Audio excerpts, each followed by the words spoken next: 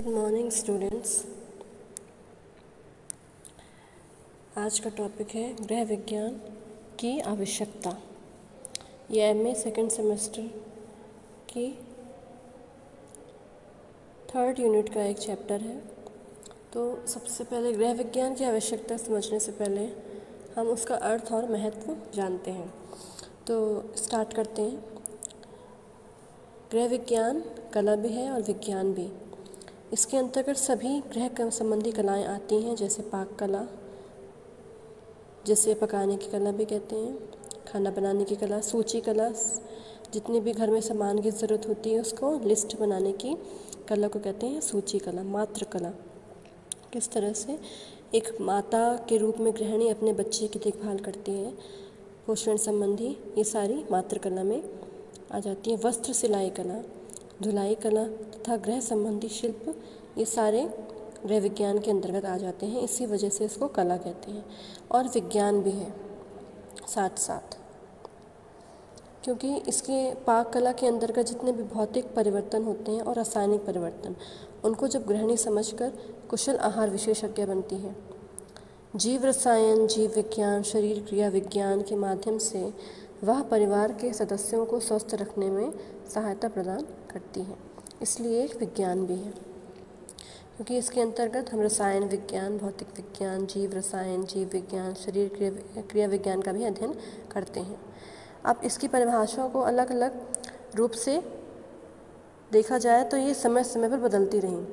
सन 1902 के lake Placid सम्मेलन में होम इकोनॉमिक्स एसोसिएशन ने गृह विज्ञान को परिभाषित इस प्रकार किया कि अपने व्यापक अर्थ में गृह अर्थशास्त्र उन नियमों, दशाओं, सिद्धांतों एवं आदर्शों का अध्ययन है जो एक ओर तो मानव के तात्कालिक भौतिक वातावरण से संबंधित है और दूसरी ओर उसकी मानवीय प्रकृति से।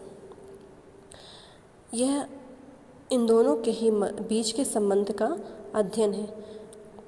किन दोनों के? जो भौतिक वातावरण होता है और मानवीय प्रकृति के बीच के संबंध का अध्ययन है।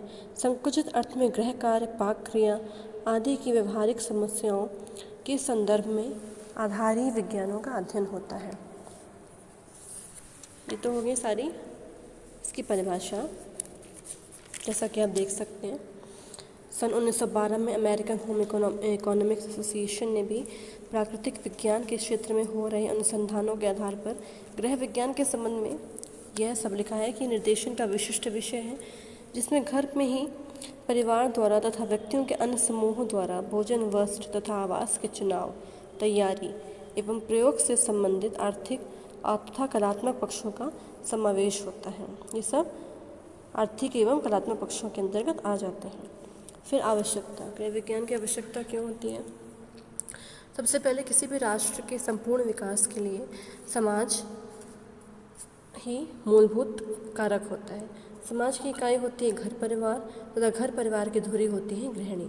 गृहिणी के अभाव में घर की कल्पना की ही नहीं जा सकती। युगों युगों से स्त्री पुरुष दोनों ही गृहस्थी की गाड़ी के 2 पहिए माने जाते हैं। पुरुष जहाँ अपने शारीरिक बल सौष्ठव के कारण अधिकतर घर के बाहर दायित्वों का निर्वाह करता आया है, वहीं स्त्री घर में रहकर ही बच्चों का लालन पालन, गृहस्थी का व्यवस्थापन, घर के प्रत्येक सदस्य की सुख सुविधाओं का प्रबंध, भोजन, वस्त्र, सुरक्षा, स्नेह, ये सब प्रदान करती है। घर एक ऐसा संसार है जहाँ बच्चे बड़े होकर योग्य नागरिक बनते हैं।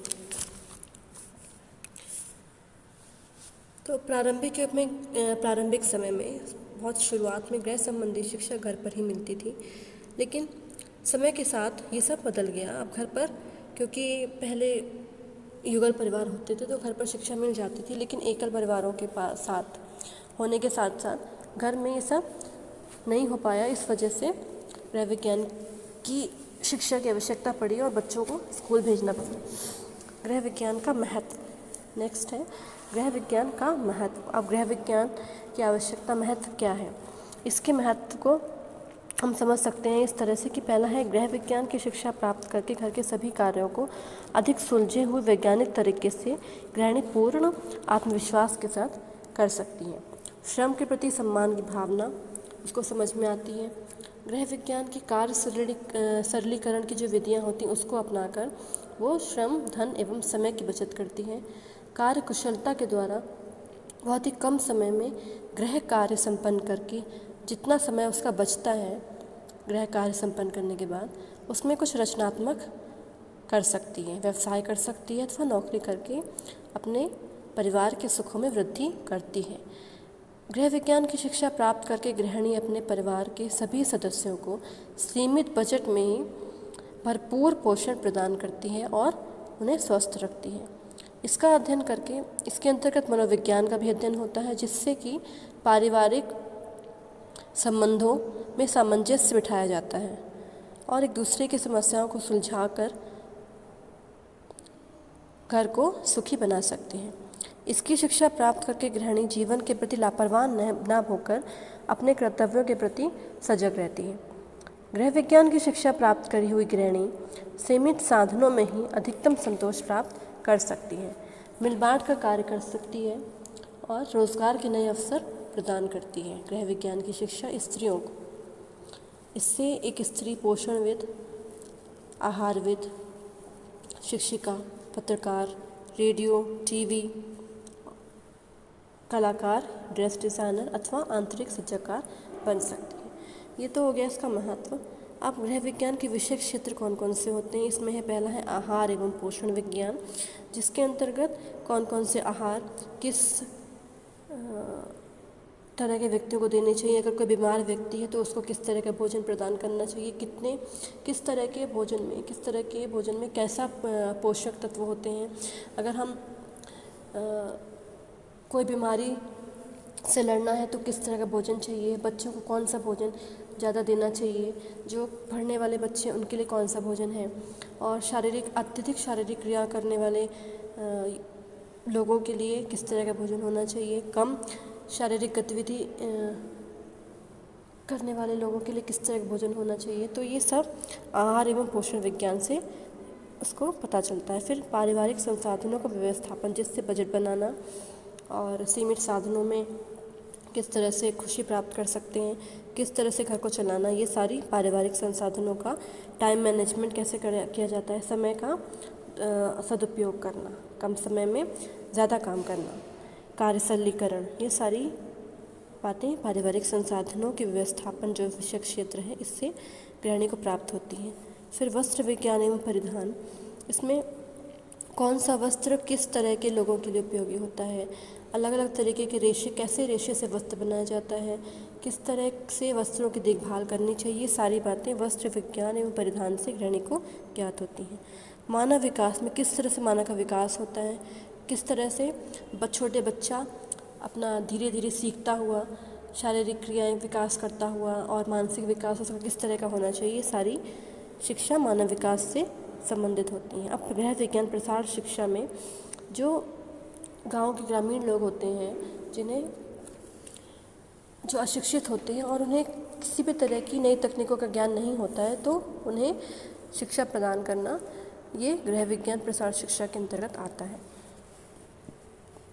अब विकास के विभिन्न क्षेत्रों में गृह विज्ञान का क्या योगदान है। सबसे पहले है पारिवारिक स्तर के उत्थान में।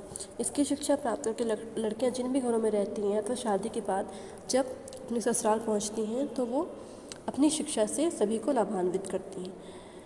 स्वास्थ्य के क्षेत्र में इसकी शिक्षा प्राप्त करके स्वास्थ्य के प्रति गृहिणी अथवा लड़कियां बहुत ही सचेत रहती हैं। पोषण के क्षेत्र में क्या होता है कि जो पोषण ज्ञान प्राप्त करके लड़कियां परिवार का पोषण स्तर सुधारती हैं। रोजगार के क्षेत्र में घर के बाहर अथवा अंदर दोनों ही तरीके से रोजगार प्राप्त कर सकती हैं। अब इसके शिक्षण क्षेत्र में भीतर के रोजगार कौन कौन से होते हैं, वो होते हैं बच्चों शिक्षिका, अनुसंधान सहायिका, डाइटिशियन, नर्सरी स्कूल संचालिका। शिक्षिका घर पे भी ट्यूशन प्रदान करना, अनुसंधान सहायिका जो कोई भी अपना रिसर्च कर सकती है, रिसर्च एसोसिएट घर से ही कर सकते हैं। फिर डाइटिशियन का कोर्स घर से ही अपना इंस्टीट्यूट चला सकते हैं। नर्सरी स्कूल अपने घर में रहकर ही खोला जा सकता है। तो ये सारे घर के अंदर से जो रोज़गार प्राप्त होते हैं वो होते हैं। तो ये आपने जाना कि गृह विज्ञान ये कितना ज़्यादा अति आवश्यक है। और वो सिर्फ कला ही नहीं, विज्ञान भी है, उसमें सभी क्षेत्रों में सभी तरह के विषय उसमें अध्ययन किया जाते हैं। ओके, तो आज के लिए बस इतना ही। Thank you.